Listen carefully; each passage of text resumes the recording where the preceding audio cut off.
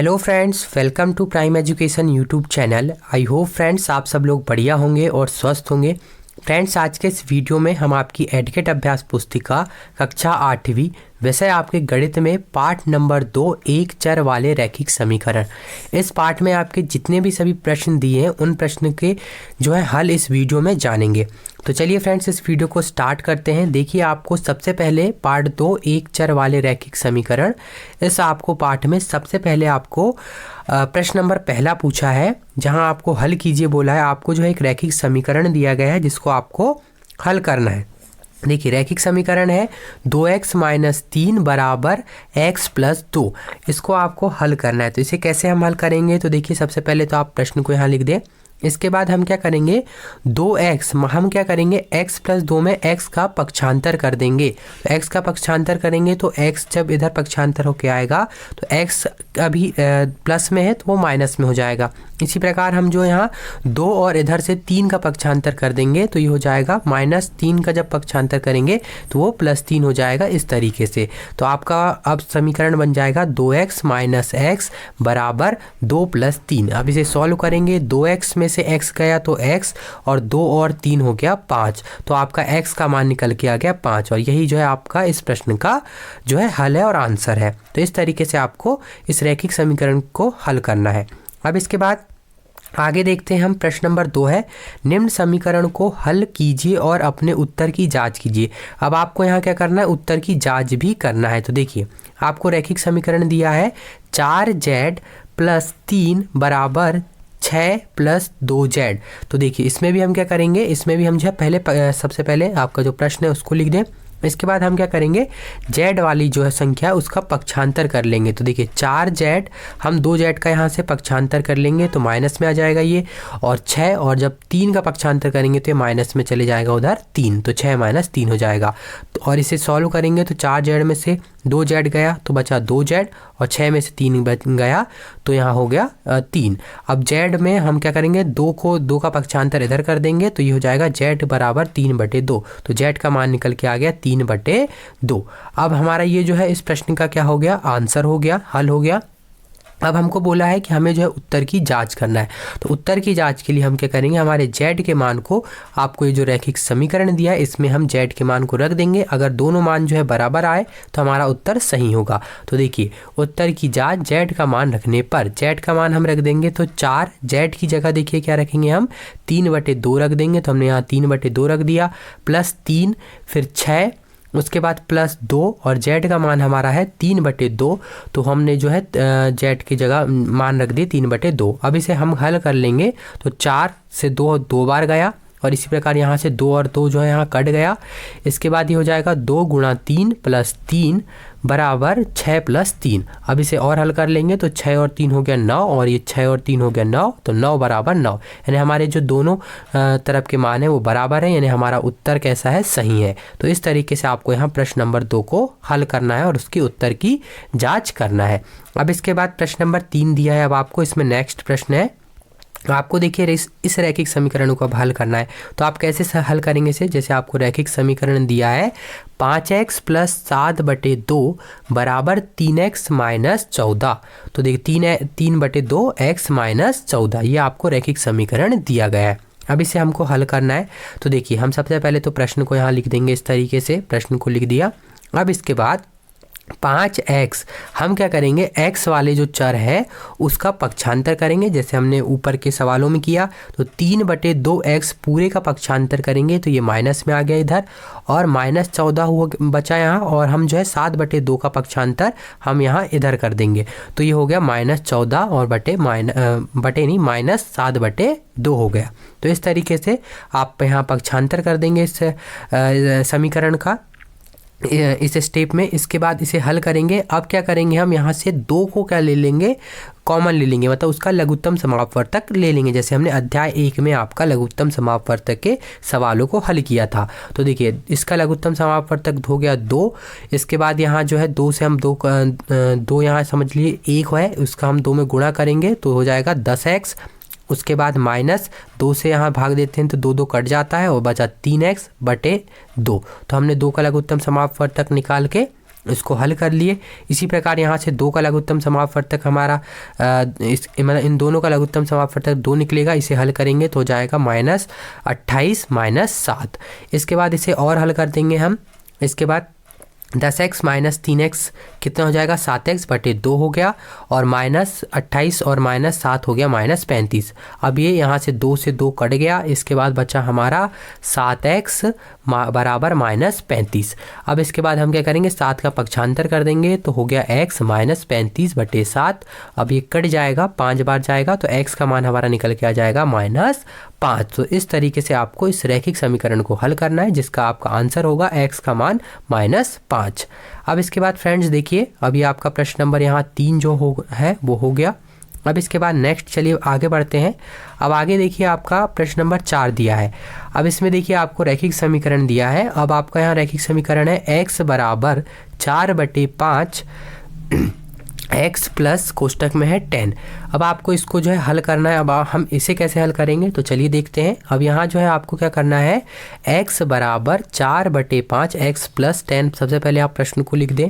इसके बाद देखिए x बराबर 4/5 का हम जो है पूरे कोष्टक में गुणा कर देंगे तो ये हो जाएगा 4/5 x, और 4/5 का हम जो है 10 में गुणा करेंगे तो हो जाएगा 40 आपका हो जाएगा 5। अब इसे जो है हम काट देंगे तो कितने बार जाएगा, 8 बार जाएगा।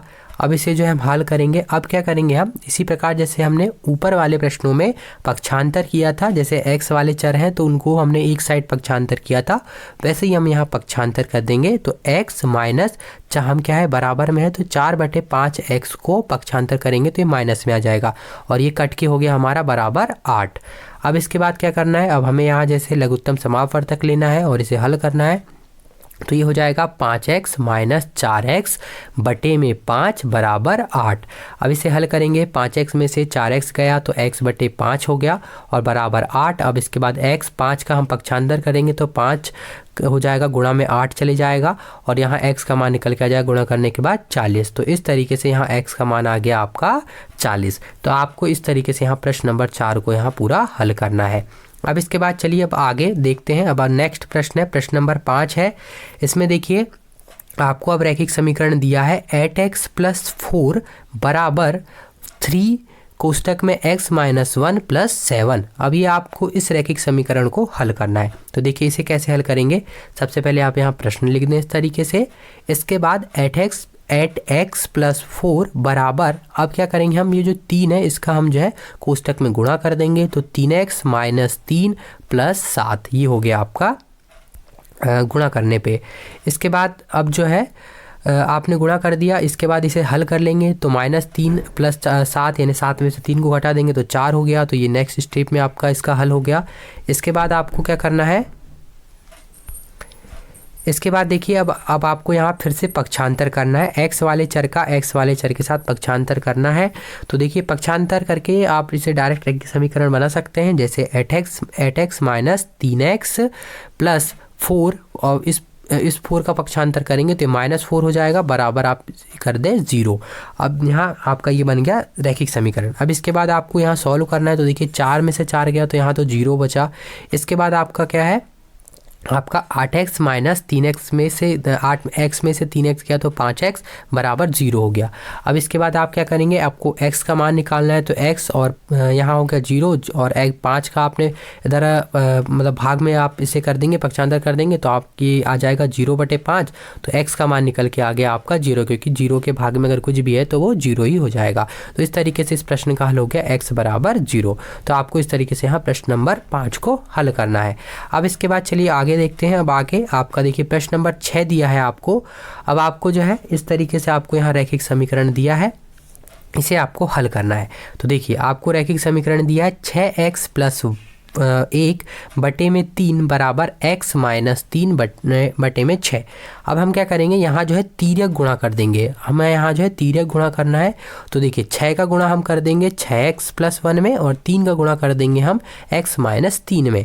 इस तरीके से देखिए अब आपने यहाँ इसे गुणा कर दिया। अब आपको क्या करना है, गुणा करना है कोष्टक के अंदर। तो देखिए 6x का हम जो है 6 में गुणा करेंगे तो हो जाएगा 36x प्लस 6 का में 1 का गुणा करेंगे तो हो गया 6। इसी प्रकार से कोष्टक यहाँ भी हटा के हम जो गुणा कर देंगे तो हो जाएगा ये 3x माइनस 9।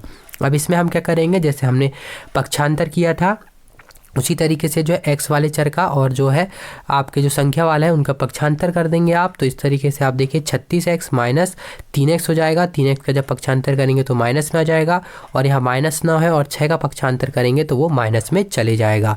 इसके बाद इसे हल कर लेंगे तो हो जाएगा 33x बराबर -15। इसके बाद देखिए x का पक्षांत x है। अब आप 33 का इधर यहाँ जो है पक्षांतर कर देंगे तो हो जाएगा आपका x बराबर -15/33। तो ये जो है आपका इस प्रश्न का यहाँ हल हो जाएगा। तो इस तरीके से आपको यहाँ प्रश्न नंबर 6 को हल करना है। अब इसके बाद देखिए नेक्स्ट अब पेज नंबर में अब आपको जो है प्रश्न नंबर 7 दिया है। अब आपको यहाँ जो है निम्न रैखिक समीकरण को हल करना है। अब आपको ये जो रैखिक समीकरण दिया है इसमें अब आपको यहाँ x की जगह m दिया है। तो देखिए इसमें हम कैसे हल करेंगे, जैसा हमने आपको ऊपर वाले प्रश्नों को हल किया था उसी तरीके से हमें यहाँ इस प्रश्न को भी हल करना है। तो हम क्या करेंगे, सबसे पहले इस प्रश्न में सबसे पहले यहाँ आपको देखिए ये वाला चर और यह वाला चर जो है इसमें आप लघुत्तम ले लेंगे। देखिए लघुत्तम लेंगे तो हो जाएगा 2 हो जाएगा लघुत्तम। तो 2m माइनस m माइनस 2/2 हमने लघुत्तम ले लिया। यहाँ भी लघुत्तम लेंगे तो 3 लघुत्तम लेंगे तो ये हो जाएगा 3 माइनस m/2। तो ये आपका लघुत्तम लेने के बाद आपका ये आपका जो है स्टेप हो जाएगी। इसके बाद इसे हम जो है गुणा कर देंगे, हल कर लेंगे। तो देखिए 2m, इसे हम कोष्टक खोल लेंगे तो हो जाएगा 2m माइनस m और कोष्टक खोले तो माइनस माइनस का हो जाएगा +1। इसके बटे में 2 चल रहा है। इसके बाद इसी प्रकार से यहाँ भी हम जो है कोष्टक खोल के इसे हल कर लेंगे तो 3 आपका। इसके बाद 2 मिनट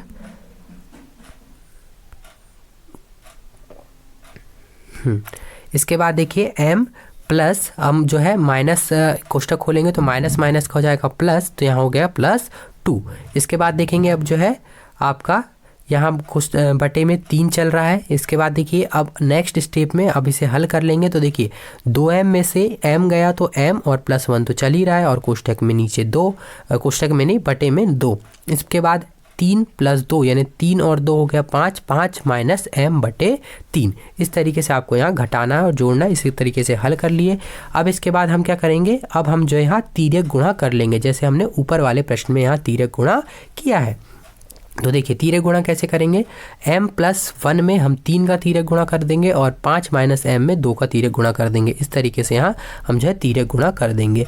अब आप इसे हल कर लेंगे। 3 का गुणा हम जो है कोष्टक में पूरे में कर देंगे तो हो जाएगा 3m + 3 और यहाँ भी कोष्टक का में जो है 2 का पूरा गुणा कर देंगे तो हो जाएगा 10 माइनस 2m। अब इसे जो है पक्षांतर करके हम हल कर लेंगे। 3m और 2m को इधर ले जाएंगे पक्षांतर तो ये प्लस में हो जाएगा और 10 और 3 को इधर पक्षांतर करके ले जाएंगे तो माइनस में हो जाएगा। तो इस तरीके से हो गया। इसके बाद 3m + 5m हो गया आपका 3 और m + 2m हो गया 5m और 10 में से 3 गया तो हो गया 7 और m और 5 का पक्षांतर कर दिए तो हो गया 7/5। तो इस तरीके से आपको यहाँ आपका m का मान निकल के आ गया 7/5 जो आपका इस प्रश्न का हल है। तो इस तरीके से आपको यहाँ देखिए प्रश्न नंबर 7 को यहाँ हल करना है। अब इसके बाद चलिए आगे बढ़ते हैं। आगे देखिए अब आपको जो है प्रश्न नंबर 8 दिया है। अब आपको इस रैखिक समीकरण को हल करना है।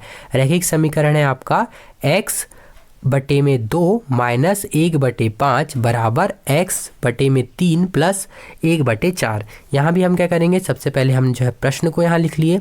इसके बाद हम जैसे x वाले चर हैं उनका एक साइड पक्षांतर कर लेंगे जैसे x-2। अब x -2 और x-3 का पक्षांतर करेंगे तो हो जाएगा माइनस में जाएगा। इसके बाद 1/4 और ये जो -1/5 है इसका पक्षांतर करेंगे तो ये प्लस में इधर आ जाएगा 1/5। अब इसे हल कर लेंगे हम जो है लघुत्तम समापवर्तक निकाल लेंगे तो 2 और 3 का लघुत्तम समापवर्तक निकल के आ गया 6। अब इसे हल करेंगे तो ये हो जाएगा 3x माइनस 2x। इसी प्रकार 4 और 5 का लघुत्तम समापवर्तक निकल के आ गया 20 और इसे हल कर लेंगे तो हो जाएगा 5 + 4। हमने जो है अध्याय 1 में हमने लघुत्तम समापवर्तक कैसे निकालते हैं और कैसे हल करते हैं वहाँ हमने सीखा है। अब इसके बाद चलिए आगे बढ़ते हैं। अब इसे सॉल्व कर लेंगे। यहाँ इसे घटा देंगे तो यहाँ हो जाएगा 3x में से 2x गया तो बचा x कोष्टक में चल रहा है 6, इसके बाद 5 और 4 हो गया 9/20, तो ये हो गया। अब इसके बाद हम क्या करेंगे, यहाँ जो है हम जो है 6 को पक्षांतर करके यहाँ हमारा जो है गुणा में चले जाएगा 6, इस तरीके से देखिए। अब इसके बाद इसे हल कर लेंगे, 9 गुणा 6 कर लेंगे तो हो गया 54/20, इसे 2 से और भाग कर देंगे तो हो जाएगा 27/10। तो इस तरीके से यहाँ x का मान निकल के आ गया 27/10, जो आपका इस प्रश्न का यहाँ हल है। तो ये आपका हो गया प्रश्न नंबर यहाँ 8 कंप्लीट। अब इसके बाद नेक्स्ट प्रश्न में आगे बढ़ते हैं हम। निम्न समीकरण को सरल रूप में बदलने हुए हल कीजिए, मतलब आपको यहाँ इस समीकरण को हल करना है। तो देखिए अब आपको यहाँ इस तरीके से समीकरण दे दिया है, आपको जो है हर प्रश्न में अलग अलग जो है बदल के आपको समीकरण दिया है, लेकिन आपको यहाँ सिंपल इसी तरीके से हल करना है जैसे हम यहाँ हल करते आ रहे हैं। अब इसके बाद देखेंगे, आपको सबसे पहले यहाँ प्रश्न दिया है 15 कोष्टक में y-4 -2 कोष्टक में y-9 प्लस 5 कोष्टक में y+6 बराबर 0। तो आप सबसे पहले यहाँ प्रश्न को लिख लें। इसके बाद सबसे पहले स्टेप पे हम क्या करेंगे, हम जो है कोष्टक में सभी का गुणा करके इसे सरल कर लेते हैं। तो देखिए 15 का गुणा करेंगे हम y में तो हो गया 15, फिर 15 का गुणा हम कोष्टक में 4 में करेंगे तो हो जाएगा -60 हो जाएगा। इसी प्रकार से 2 का गुणा हम पूरे कोष्टक में कर लेंगे, 5 का गुणा पूरे कोष्टक में कर लेंगे, तो ये आपका समीकरण इस तरीके से निकल के आ जाएगा। आप यहाँ जो है चिन्हों का जरूर ध्यान दें, जब कोष्टक खुलें तो आप जो है चिन्हों को अच्छे से ध्यान देते हुए कि कौन सा चिन्ह यहाँ आना है। जैसे यहाँ -2 का गुणा y में हुआ तो -2y हो गया। इसके बाद -2 का गुणा जब 9 में होगा, -9 में होगा तो ये +18 हो जाएगा। इस तरीके से माइनस का प्लस हो जाएगा। तो आप जो यहाँ चिन्हों का ध्यान जरूर दें। इसके बाद चलिए देखते हैं अब आगे। आपका जो है कोष्टक खुलने के बाद ये स्टेप निकल के आ गई आपकी। इसके बाद अब नेक्स्ट पेज नंबर में अब इसके आगे का हल है। अब देखिए अब यहाँ हम जो है इसे सरल कर लेते हैं। देखिए 15y और 5y हो गया 20y, -2y हो गया ये। इसके बाद आपका देखिए -60 यहाँ दिया हुआ है और 18 और +30 तो हो गया 48। इस तरीके से हमने यहाँ इसे जोड़ दिया, बराबर में 0 चल रहा है। अब इसके बाद चलिए आगे देखते हैं। आगे जो है अब इसे और हल कर लेते हैं हम। 20y में से 2y गया तो 18y और -60 में से 48 गया, यानी 60 में से 48 गया तो -12 जो है आ गया, बराबर में 0 चल रहा है। इसे हल कर लिए तो 18y बराबर -12 को हम पक्षांतर करके उधर ले गए तो हो जाएगा ये +12। इसके बाद y 18 को हम जो है पक्षांतर करके इधर ला लिए तो हो गया 12/18। इसे हल कर लिए तो ये हो गया 6 से गया 2 बार और 6 से 3 18 गया 3 बार। तो y का मान आपका निकल के आ गया यहाँ 2/3, जो आपका इस प्रश्न का यहाँ हल है। तो इस तरीके से आपको यहाँ कम्प्लीटली प्रश्न नंबर 9 को हल करना है इस तरीके से। तो आपका y का मान निकल के आ गया 2/3। अब इसके बाद देखिए अब जो है नेक्स्ट इसमें प्रश्न है, प्रश्न नंबर 10 है आपका। समीकरण को सरल रूप में बदलते हुए हल कीजिए। अब आपको जो है इस तरीके से ये रैखिक समीकरण दिया है, अब इसे जो है आपको हल करना है। तो देखिए इसे कैसे हल करेंगे। सबसे पहले आपको प्रश्न दिया है 3 कोष्टक में t-3 बराबर 5 कोष्टक में 2t+1। तो ये आप जो है प्रश्न को यहाँ लिख लें। इसके बाद हम क्या करेंगे, इसे सरल रूप में हम जो है 3 का गुणा पूरे कोष्टक में कर देंगे तो हो जाएगा 3t -3 3 9, तो ये -9 हो गया। इसके बाद 5 का गुणा इसी प्रकार से कोष्टक में कर देंगे तो 5 गुणा 2t हो जाएगा 10t और 5 गुणा 5 हो जाएगा 5। इसके बाद नेक्स्ट स्टेप में हम क्या करेंगे, t वाली जो चर है उनका पक्षांतर कर लेंगे तो 3t और 10t का पक्षांतर हुआ तो -10t हो गया। इसके बाद यहाँ 5 है और -9 का पक्षांतर हो गया तो ये हो गया +9। इसके बाद इसे हल कर लेंगे तो यहाँ हो जाएगा 3t -10t हो गया -7t, क्योंकि बड़ी संख्या के सामने माइनस का चिन्ह है तो ये हो गया -7t। अब 5 और 9 हो गया 14। इसके बाद हम क्या करेंगे, 14 मतलब -7 का पक्षांतर कर देंगे तो t का मान निकल के आ जाएगा हमारा। तो देखिए 14 माइनस यहाँ 7 को इधर कर दिए तो कितने बार गया, 2 बार गया और माइनस हमारा यहाँ चल रहा है। तो देखिए यहाँ आपका t का मान निकल के आ गया -2। तो इस तरीके से आपको इस प्रश्न को हल करना है और आपका यहाँ t का मान निकल के आ गया -2। तो देखिए आपका जो है ये प्रश्न नंबर 10 68 पेज नंबर पे यहाँ समाप्त हुआ और आपके ये पाठ के जो सभी अध्याय के सभी जो प्रश्न हैं वो यहाँ जो है समाप्त हुए। उम्मीद करते हैं फ्रेंड्स आपको इस वीडियो के माध्यम से पार्ट 2 एक चर वाले रैखिक समीकरण इस जो है अध्याय के सभी जो है प्रश्नों का हल समझ में आया होगा और सभी प्रश्न को आपने आसानी से समझ लिया होगा। अगर फ्रेंड्स आपको ये वीडियो समझ में आया है और अगर आपको ये वीडियो पसंद आया है तो वीडियो को लाइक ज़रूर कर दें व साथ में इस चैनल को सब्सक्राइब जरूर कर दें, जहां आपको जो है कक्षा 8वीं एडकेट अभ्यास पुस्तिका में इसके आगे के जो पार्ट हैं, यानी पार्ट 2 के आगे के जो पार्ट हैं और कक्षा 8वीं में आपके जो बाकी सभी सब्जेक्ट हैं उनमें जो आपके अध्याय दिए उनका संपूर्ण हल इस चैनल के माध्यम से आपको मिलते रहेगा। तो आप इस चैनल को सब्सक्राइब जरूर कर लें और साथ में बेल आइकन को प्रेस कर दें ताकि जब भी इस चैनल पर वीडियो डले तो सबसे पहले आपको नोटिफिकेशन प्राप्त हो जाए। तो मिलते हैं फ्रेंड्स आपसे नेक्स्ट वीडियो।